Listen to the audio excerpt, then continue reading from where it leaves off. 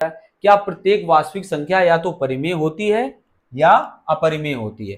कह रहा है प्रत्येक वास्तविक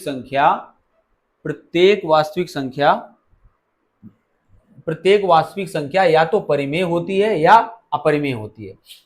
प्रत्येक वास्तविक संख्या हमने आपको बताया था रियल नंबर क्या होते हैं, दो तरह के नंबर्स होते हैं, एक वास्तविक संख्याएं होती हैं और एक इमेजिनरी यानी काल्पनिक संख्याएं होती हैं।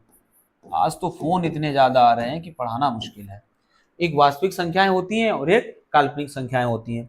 वास्तविक संख्याएं क्या होती हैं, जो रियल वर्ल्ड में जिनका हम यूज करते हैं, गणितीय संक्रियाओं में हम जिनका प्रयोग करते हैं उनको हम वास्तविक संख्याएं कहते हैं। तो वो सभी संख्याएं वास्तविक संख्याएं होती हैं, चाहे वो परिमेय हो, चाहे वो अपरिमेय हो, चाहे वो भाज्य हो, चाहे वो अभाज्य हो, चाहे वो पूर्ण हो, कोई भी तरीके की संख्याएं हो, ये सभी संख्याएं कैसी कहलाती हैं, वास्तविक संख्या कहलाती है। इवन यहाँ पर √2 जो आप जिसको अपरिमेय कहते हो वो भी वास्तविक संख्या ही है। काल्पनिक संख्याएं होती हैं ऐसी संख्याएं जिनका वास्तविक जीवन में कोई उपयोग नहीं है, इनको आप कहीं भी गणितीय संक्रियाओं में प्रयोग नहीं करते हैं, ऐसी संख्याओं को काल्पनिक इमेजरी नंबर कहते हैं, आई से डिनोट करते हैं। ठीक है, अब वो क्या कह रहा है, क्या प्रत्येक वास्तविक संख्या या तो परिमेय होती है या अपरिमेय। बिल्कुल सही कह रहा है, प्रत्येक वास्तविक संख्या या तो परिमेय होती है या अपरिमेय होती है, दो ही कंडीशन उसकी बनती है। वास्तविक संख्याओं को दो भागों में बांटा गया है, परिमेय और अपरिमेय। ठीक है।